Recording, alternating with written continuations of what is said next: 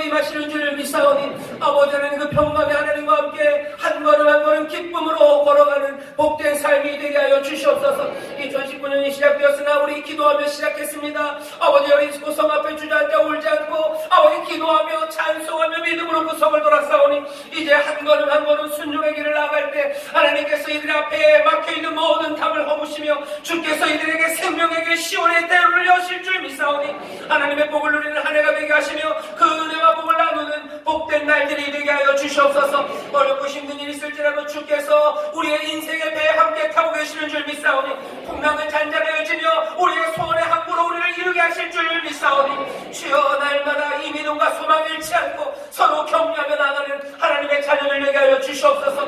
아버지의 문제보다 더 크신 일을 보게 하시며 아버지 다음을 뛰어넘게 하시는 하나님의 능력을 의지하게 하여 주시옵소서. 아버지 하나님 이 시간 주 앞에 나와 또한 말씀을 듣습니다.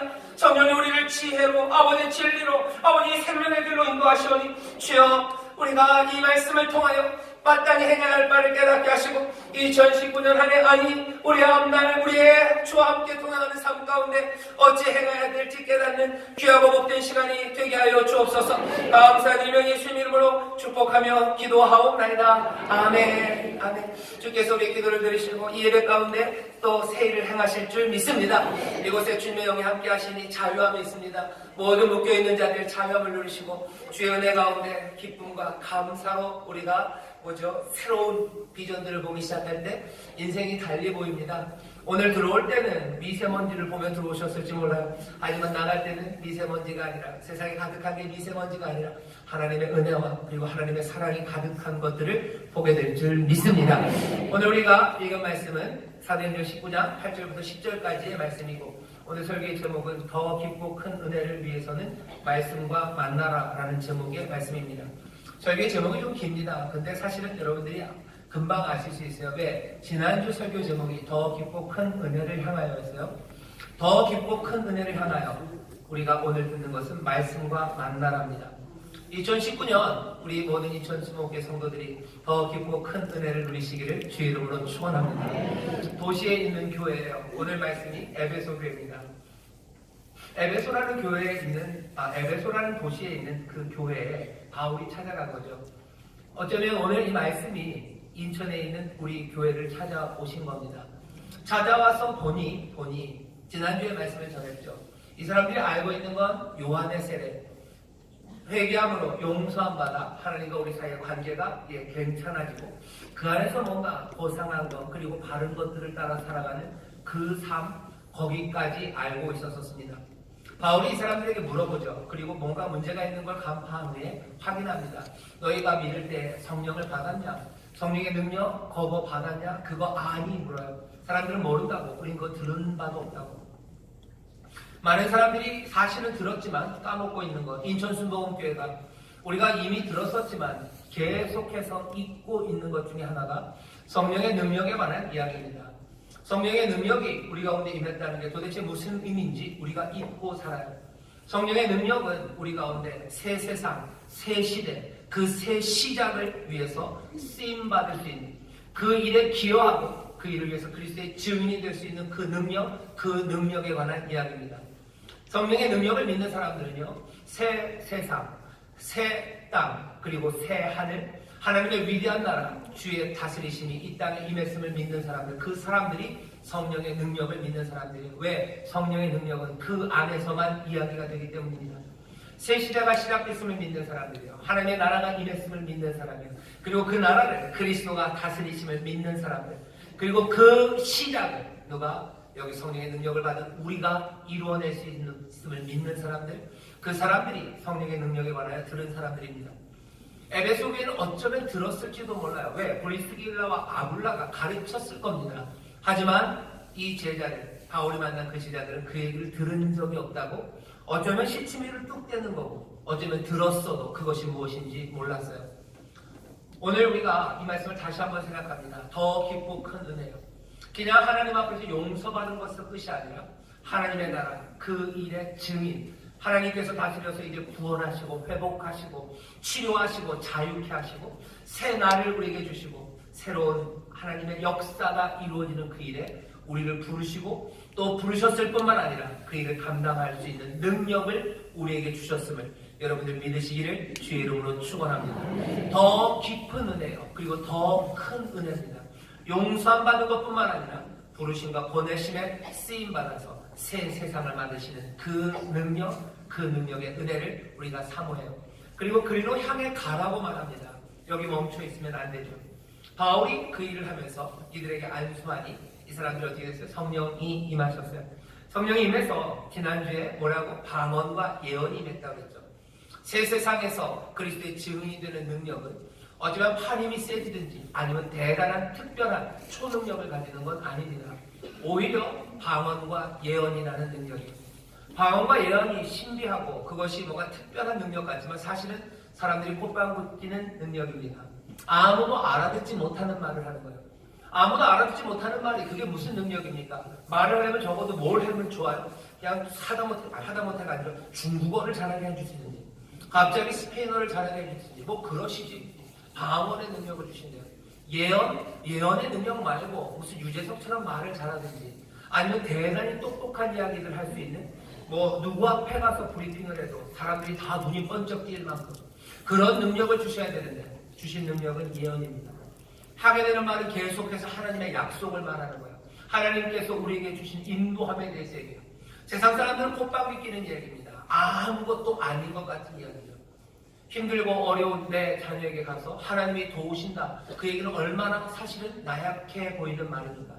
힘들고 어려운 내 자녀에게 가서 해야 되는 말은 뭐예요? 걱정하지 말아라. 아빠가 너를 위해서 뭐예요? 저기 명동에다가 4층짜리 빌딩 하나 사놨다.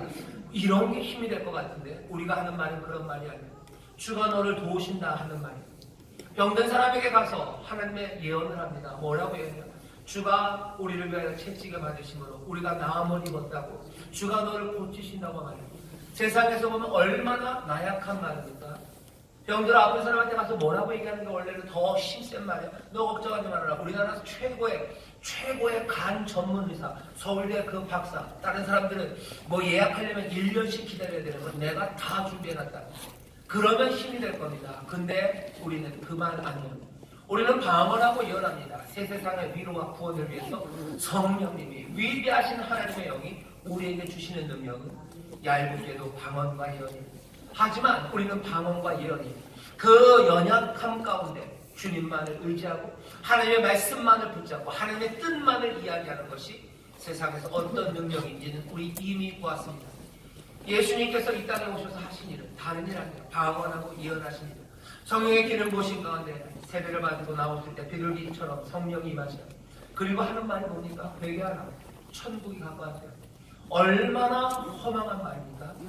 얼마나 허망한 말이에요. 천국이 임했다고 그러면 안 돼요. 로마가 다스리는 세상에서 하나님 나라가 임했다고 그 얘기하면 안 되죠. 무슨 얘기해야 돼요? 야 기다려라. 걱정하지 말아라. 내가 10만의 특공대를 저 산 뒤에다 숨겨놨다. 그런 이야기를 하든지 아니면 내가 애국을 전열을 다시 정비해서 로마를 깨뜨릴 만한 대단한 능력을 힘을 만들었다. 아니면 뭐 현실적으로 내가 저 텐진 산맥 넘어 중국의 군대들을 데려오겠다고 그런 이야기 해야 됩니다. 하지만 뭐라고 얘기하시냐? 회개하라. 천국이 가까웠다. 하나님 나라가 왔다고. 하나님의 뜻을 말합니다. 예언합니다. 방언합니다. 밤새도록 기도하시고 병든 자들에게 가서 손 얹으시고 너 죄 사함을 받았다고. 세상 사람들이 이게 뭔가 싶은 그 이야기들을 하시는 거예요. 하나님 뭐라고, 예수님 뭐라고 하시죠? 내가 하는 말, 이건 아버지의 말. 내가 하는 일, 이건 아버지의 뜻, 그것들을 행하세요. 세상은 어떻게 됩니까? 세상은 그 이의 순종과 그 이의 예언과 그 연약함을 통해서 구원, 그리고 하나님의 다스림, 그리고 하나님의 나라가 임하는 것을 봅니다. 우리는 그 예수님을 봐요. 그러면서 더 깊고 큰 은혜를 사모하며 성령께서 우리에게 주시는 그 능력, 방언하고 예언하는 능력, 하나님의 말씀을 선포하는 그 예언의 능력과 온전히 주님만 의지하며 나가는 그 순종의 능력을 성령께서 우리에게 주셔요. 세상은 뭐가 바쁩니까? 그 방언과 예언, 그 겸손한 순종과 믿음의 선포가 세상을 바꿔내는 줄 믿습니다. 겸손한 순종, 방언하며 그리고 능력의 예언의 말씀을 가서 하나님의 말씀을 선포하는 거예요. 그러면 세상이 바뀝니다. 여전히 사람들은 아닐 것 같죠. 여러분 제가 어제 지난주에 얘기했는데 그때는 그런 것 같았는데 지금 들어보니까 한 주간 동안 그런 것 같이 살지 않으셨을 겁니다. 오늘 본문이 우리에게 알려주는 거예요. 더 깊고 큰 은혜를 위해서는요, 성령이 우리에게 주시는 방언과 예언, 그것들을 가지는 것만 가지고는 안 됩니다. 바울이 어떻게 해요? 회당에 들어가 석 달 동안을 담대히 하나님 나라에 대하여 강론하고 권면해요. 석 달을 매일 갖춥니다. 담대하게 하나님의 나라에 대해서, 하나님의 나라가 임한 것에 대해서, 하나님의 나라가 어떻게 역사하는지에 대해서, 그 연약한 자들의 방언과 예언을 통해서, 성령의 권능받은 사람들의 증거를 통해서 하나님의 나라가 커간다고, 어쩌면 지금 제가 얘기했던 것 같은 이 이야기를 강론하고 권면하고 설득하고 합니다. 석 달을 일을 해요. 강론하고 권면한다는 말이 이게 헬라어로 미완료 시제입니다. 미완료는 뭐냐면 계속해서 진행됐다는 거예요. 영어로 하면 과거 진행입니다. 계속해서 권면했어요. 석 달 동안 머무르다가 가끔 몇 번 왔다는 게 아니라 석 달을 그냥 지치지 않고 계속해서 회당에서 이것들을 강론합니다. 그런데 어떤 일이 일어납니까? 그 중에 어떤 사람들은 제자가 되어 순종하지만 어떤 사람들은 9절에 마음이 굳어 순종치 않고 무리 앞에서 이 도를 비방합니다.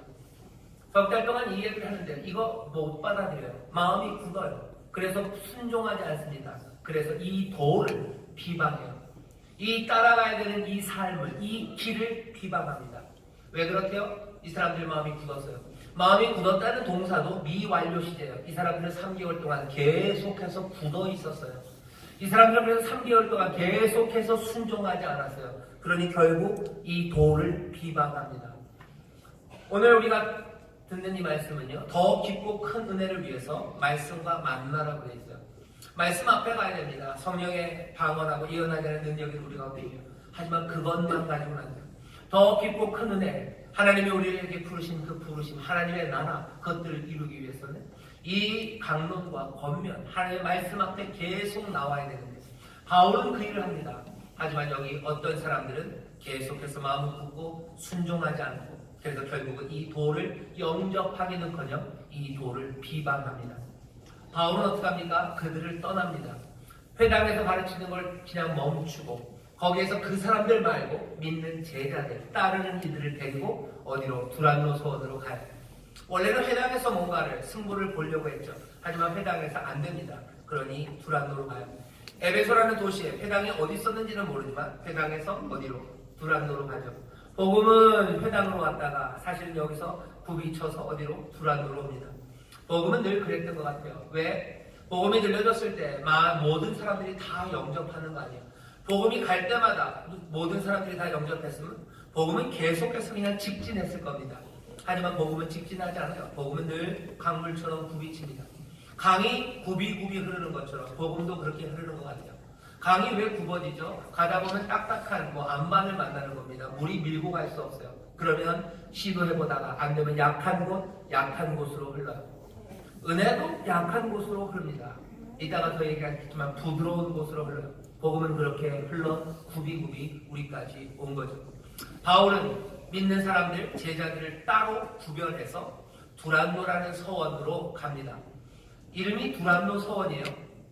이게 서원이라고 된 말이요. 스콜레, 헬라어로 스콜레인데요. 스콜레, 스쿨이랑 비슷하죠. 나중에 학교로 발전된 단어입니다.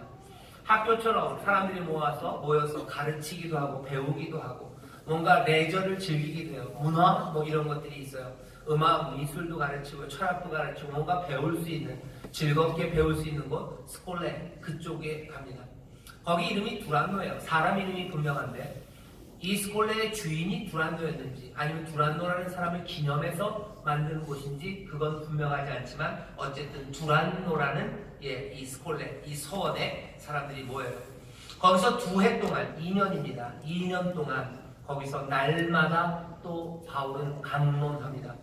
이것도 미완료 시제로 계속해서 가르치고 있어요. 그리고 누가가 마지막 결론으로 말합니다. 그러고서는 어떻게 됐어요? 아시아에 사는 자. 이 아시아는 우리가 지금 살고 있는 동남아시아, 극동아시아, 아시안컵 하는 아시아가 아니고요. 소아시아라고 이름 붙이죠. 로마 때 그 터키 지방, 그 지방의 이름이 아시아였어요. 그 에베소는 그 아시아의 수도입니다. 그 아시아 전체 주가 이제 거기에 있는 헬라인과 유대인들이 모두 다 주의 말씀을 듣더라 해요. 그냥 정보를 알았다는 이야기가 아니라 순종하더라 라는 의미로 순종하고 주를 따르더라. 그 주에도 그 길을 걷더라 라고 누가가 기쁨으로 얘기합니다. 어쩌면 조금은 과장이 됐겠죠. 그렇지만 누가가 봤을 때 이건 그렇게 말할 만큼 놀라운 일이 지금 일어나고 있다고 우리에게 알려줍니다. 오늘 우리가 읽은 본문은 8절부터 10절까지 이 이야기입니다. 이 이야기를 보면서 우리가 오늘 다시 한번 더 깊이 더 깊고 큰 은혜를 위해서 우리가 말씀을 어떻게 만날지 거기에 대해서 배울 것이 참 많습니다. 첫 번째, 이 이야기를 잘 보시면요, 더 깊고 큰 은혜를 위해서는 성령의 능력, 방언하고 예언하는 것, 그 깨어진 마음과 순종의 결단, 약한 것에 대한 두려움 없는 기대, 여기서 멈출 수는 없어요. 하나님의 나라에 대해서 더 들어야 됩니다. 말씀을 만나야 돼요. 그런데 오늘 말씀을 보면 모두가 다 그 말씀 가운데 말씀을 만나서 삶이 변하는 게 아닙니다. 우리가 나쁜 예로 배울 수가 있어요. 여기 보면 나쁜 예가 나옵니다. 어떤 사람들이 그 말씀을 만나지만 하나님께서, 주님께서 뜻하신 대로 그 증인의 삶, 복을 누림으로 그 복을 전하는, 그 능력을 누림으로 능력을 전하는, 회복을 누림으로 회복을 전하는 그 증인의 삶이 아니라 오히려 그 복음을 회방하고 그 복음에 반대되는 삶, 이런 쪽으로 가는 사람들을 봅니다. 왜 그럴까요? 이 사람들은 세 가지 얘기를 오늘 본문이 하죠. 이 사람들은 마음이 굳어 있어요. 굳은 마음입니다. 마음이 굳었으니 어떻게 돼요? 순종하지 못합니다. 순종하지 못하면 결국은 복음을 회방하고 비방할 뿐이에요. 하나님 나라 비방합니다. 그리스도의 구원, 그리스도가 가져다 주시는 회복, 이거 웃기는 이야기라고 비방해요. 무시합니다. 말씀을 만났지만 이 사람들은 왜 그렇습니까? 석 달 동안을 들었습니다. 하지만 처음서부터 이 사람들은 마음이 굳어 있었어요. 바울이 강론하고 권면하는 게 3개월 동안 계속해서 했던 것처럼 똑같은 시대입니다. 어떤 사람들은 처음부터 계속해서 마음이 굳어 있고, 어떤 사람들은 처음부터 마음이 계속 굳어 있었기 때문에 계속해서 불순종하고, 결국은 이 사람들이 복음을 비방하더라, 회방하더라 그런 얘기죠. 여기 마음이 굳어버린 이야기, 굳은 마음에 대한 이야기가 먼저 시작돼야 됩니다. 여러분들 잘 아시는 것처럼 살아있는 것, 생명이 풍성한 것들은 늘 부드럽습니다. 아이들이 생명이 풍성하죠. 걔네들 삶 가운데는 얼만큼이 들어있어요? 한 100년의 삶이 들어있어요. 이 꼬맹이들, 너무 어린 아이들은 위험하니까 하지 마시고, 한 100일쯤 지난 아이들, 여러분들 뭐 기저귀 가를 때 쭉쭉합니다. 그죠? 쭉쭉하면 진짜 발이 요만했다 빼면 이만큼씩 빠져요. 그죠? 쭉쭉 빠져요. 그리고 또 어떻게 해요? 한번 이렇게 확 뒤집어서 다리를 머리 위로 한번 확 해보세요. 그러면 다리가 휙 넘어갑니다. 유연해요. 그죠? 애들 까르르 웃고 좋아요. 근데 100일 넘은 애들은 그래요. 하지만 한 20대쯤만 돼도요, 잡아놓고 다리를 쭉쭉 빼보세요. 안 빠집니다. 게다가 한번 휙 뒤집어 보세요. 난리 납니다. 소리 지르고요. 왜? 굳었기 때문이에요. 뻣뻣하죠. 죄송하지만 연세가 좀 더 많으신 분들, 집에서 하지는 마셔요. 한 50대쯤 되신 분들, 그분들 한번 해보세요. 이건 더 큰일 납니다. 생명은 늘 유연해요. 그리고 죽음, 그것들은 점점점 굳어가는 거예요. 심장이 굳어가는 거죠. 팍팍팍 뛰는 심장이. 어린아이들 막 1년이 아니라 1분에 막 120번씩 막 뛰어요. 하지만 점점 굳어져요. 배가 굳어져요. 장기가 굳어져요. 굳어지며 죽어가는 겁니다. 굳는 건 죽음을 얘기해요. 굳은 마음은 결국 어디 죽음으로 인도합니다. 굳은 마음이 뭔지 여러분들 궁금하시면 누구 생각하면 돼요? 여기 애굽의 바로를 생각하셔요. 애굽의 바로가 말씀을 안 만난 사람입니까? 아니요. 그 사람 말씀을 만난 사람이에요. 진짜? 예, 진짜입니다. 누가 바로에게 하나님의 말씀을 전합니까? 누가 여호와의 말씀을 전합니까? 모세가 전했어요. 여러분들 모세라는 선지자에게서 말씀 배운 사람 있습니까? 말씀 들은 사람 없어요. 바로는 은혜죠. 모세라는 이 걸출하고 어쩌면 가장 위대한 선지자를 통해서 하나님의 뜻, 여호와의 뜻을 바로 들은 사람입니다. 내 백성을 보내라 하는 뜻을 들었어요. 이것이 여호와의 뜻이다라는 걸 세상에 어떤 것보다도 명확하게 하나님의 말씀, 그 말씀을 만난 사람이 바로입니다. 하지만 바로는 그 말씀뿐만 아니라요, 말씀에 부속된 여러 가지 기적과 이사까지 봤어요. 홍해가 갈라지는 것도 봤어요. 그건 마지막 시간이었죠. 여기 애굽의 물이 핏빛으로 변하는 거, 뭐 개꿀이, 뭐 온갖 것들을 다 보았습니다. 그것과 함께 하나님의 말씀 그 앞에 섰던 사람이 바로예요. 하지만 출애굽기를 보면 이 바로가 그 말씀을 만나고 어떻게 순종합니까? 아니요, 절대로 순종하지 않습니다. 왜? 처음서부터 바로는 마음이 굳어 있어요. 마음이 완악하죠. 마음이 굳어 있기 때문에 하나님의 말씀 만나도 순종하지 못합니다. 계속 불순종일 뿐이에요. 결국은 복음에 반대하는 사람, 하나님의 계획에 반대하는 사람, 자유를 주는 일을 억압하는 사람, 그것들을 죽이러 달려나왔던 사람, 그래서 뒤에서 홍해 그 바다에서 누가 죽습니까? 이 사람 바로가 죽어요. 마음이 굳은 사람은 죽습니다. 말씀을 만나도 죽습니다. 오늘 이 잘못된 예를 보이는 더 깊고 큰 은혜를 사모하는 사람들, 오늘 본문을 보면 뭐예요? 성령 안에서 예언하고 방언하고 우리의 마음의 생각과 태도가 그리고 꿈이 달라집니다. 하지만 여기서 멈추는 게 아니라 말씀을 가르치고 강론하고 그것들을 권면하는 일, 그 일이 필요한데 그 일이 있다고 해서 모두가 다 더 깊고 더 풍성한 은혜 가운데로 들어가는 건 아닙니다. 문제는 뭐라는 거야? 굳은 마음이에요. 굳은 마음은 안 됩니다. 그러면 우리가 이제 생각해야 돼요. 굳은 마음 아니어야 돼요. 그럼 어떻게 해야 돼요? 반대의 길은 부드러운 마음이에요. 부드러운 마음이 우리를 순종으로 이끌 겁니다. 그리고 그 순종이 우리로 하여금 하나님의 놀라운 증인, 그 승리의 증인이 되는 삶, 그 삶을 살게 하시는 줄 믿습니다. 문제는 뭐예요? 이 부드러운 마음은 어떻게 갖냐는 거죠. 부드러운 마음은 어떻게 갖습니까? 어떻게 가져야지 부드러운 마음이 생길까요? 부드러운 마음은 이거 그냥 안 됩니다. 하나님이 그러셔요. 너희들 부드러운 마음 가질 줄 알았는데 안 되겠구나. 이거 너희의 힘으로 안 되겠구나. 하나님이 뭐라고 얘기하셔요? 내가 너희에게 아예 마음을 바꿔주겠대요. 너희의 그 굳은 마음을 이제 내가 부드러운 마음, 어떻게? 내 신을 너희에게 보내. 너희의 마음, 그 완고한 마음을 부들부들한 마음으로 바꿔서 내 말과 내 뜻, 내 말을 너희의 마음에 새기겠다고 말씀하셔요. 부드러운 마음은 성령이 우리에게 주시는 마음인 줄 믿습니다. 이건 우리의 삶을 보면 알아요. 여러분들 겨울 동안에 깡깡 언 땅이 있습니다. 거기에다가 씨를 뿌리면 뭐가 납니까? 아무것도 안 나요. 말씀은 씨앗이라고 그러는데요. 그 말씀이 그 언 땅에 떨어진다고 됩니까? 안 됩니다. 땅은 부드러워져요.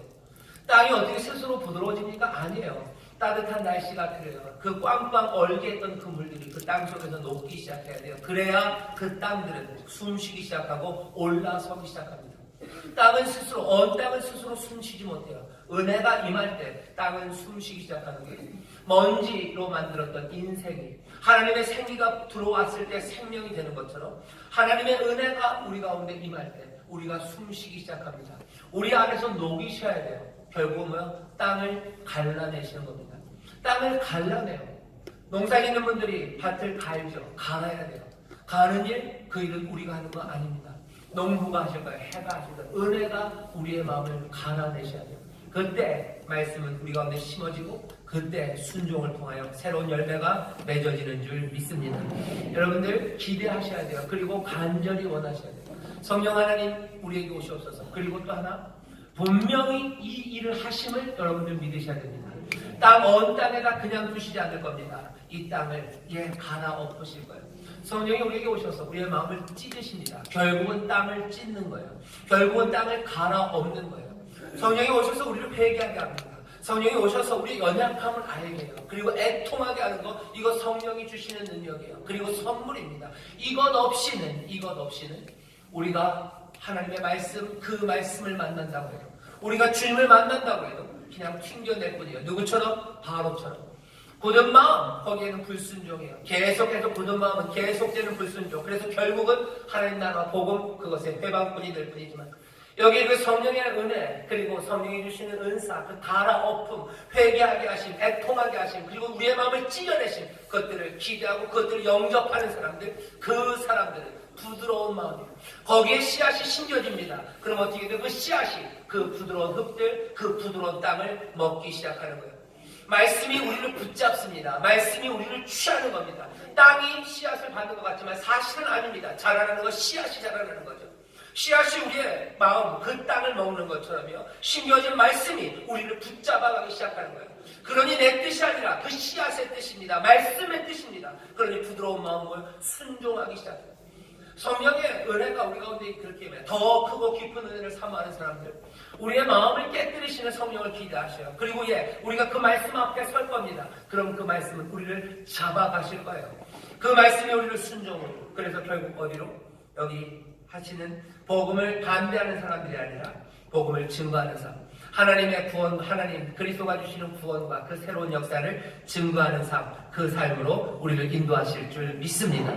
이건 여러분들 마음에 새기셔야 돼요. 더 깊고 큰 은혜를 사모하는 사람들 말씀을 만나야 되는데 부드러운 마음으로 순종하십시오. 그래야 그리스도의 증인들은 더 깊은 은혜로 들어가는 줄 믿습니다. 여기 이 복음은 도라고 했어요. 길입니다. 길은 걸으라고 있는 거예요. 말씀이 우리 가운데 임할 때 부드러운 마음들은요 그 길을 걷습니다. 이건 뭐예요? 순종입니다. 말씀을 들어요.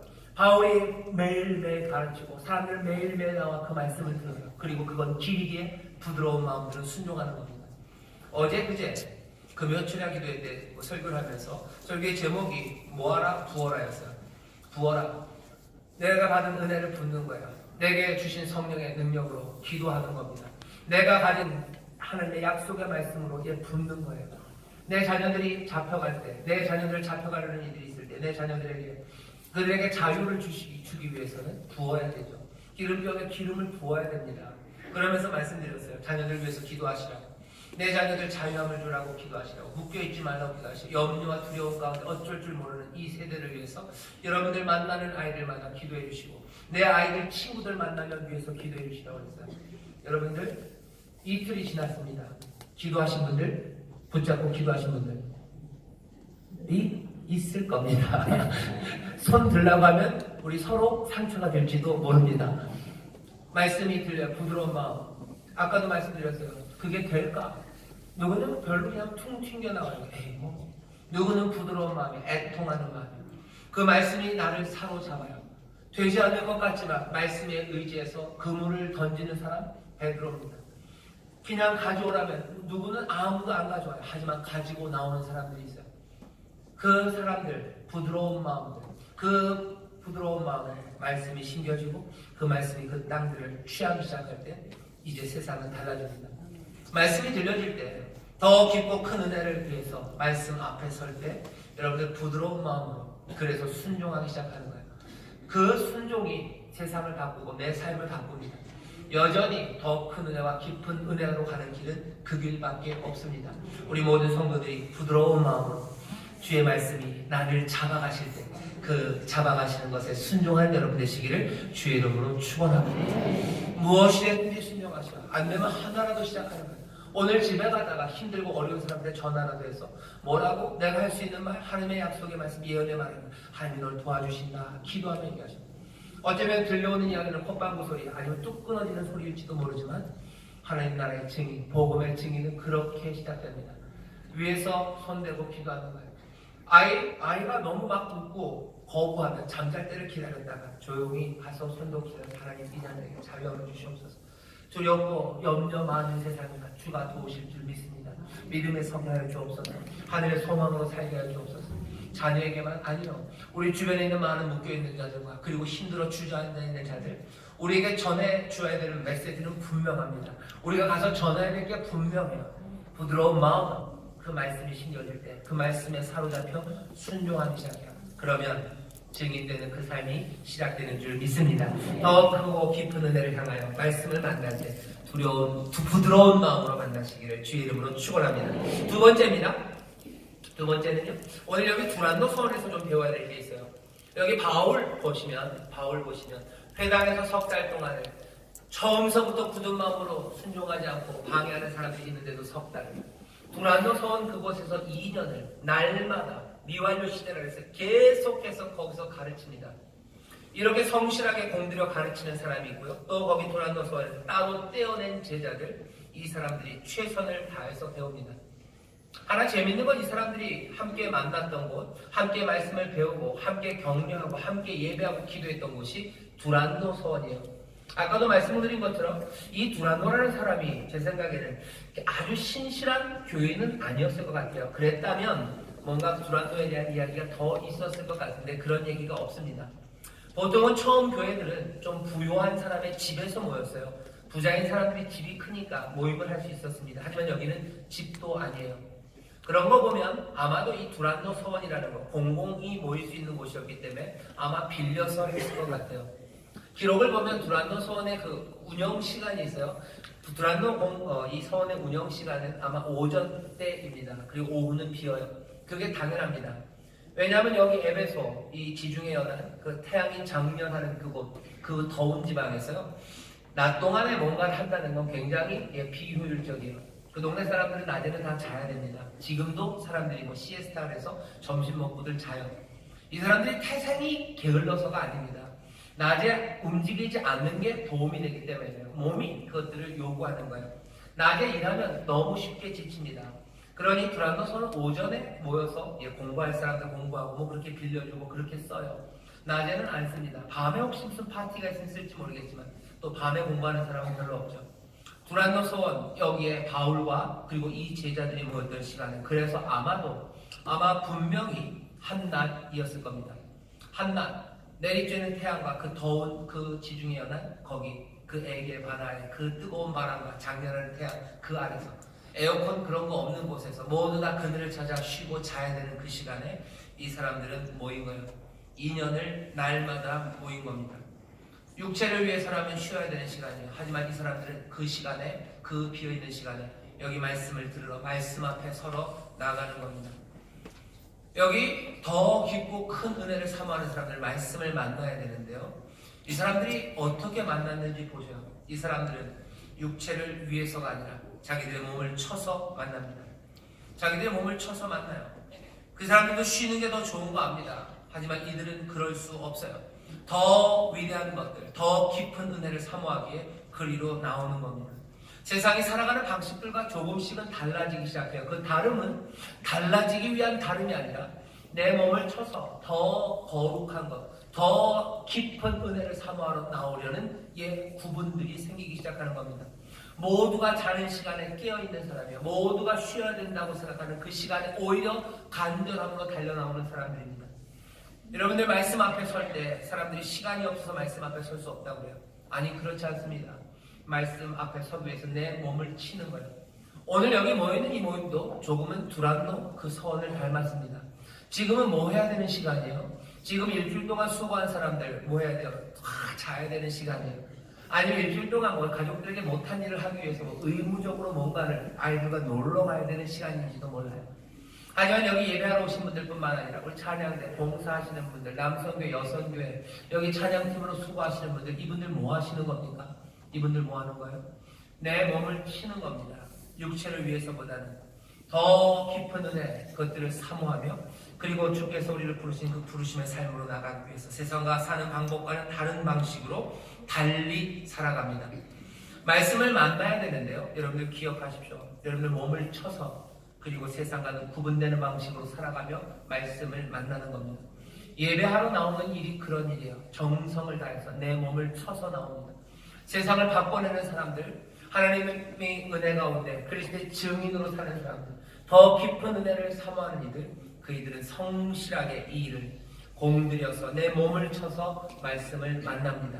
이렇게 말씀을 만나 더 깊은 은혜로 들어가는 여러분 되시기를 주의 이름으로 축원합니다. 마지막으로 세 번째, 누가가 얘기하죠.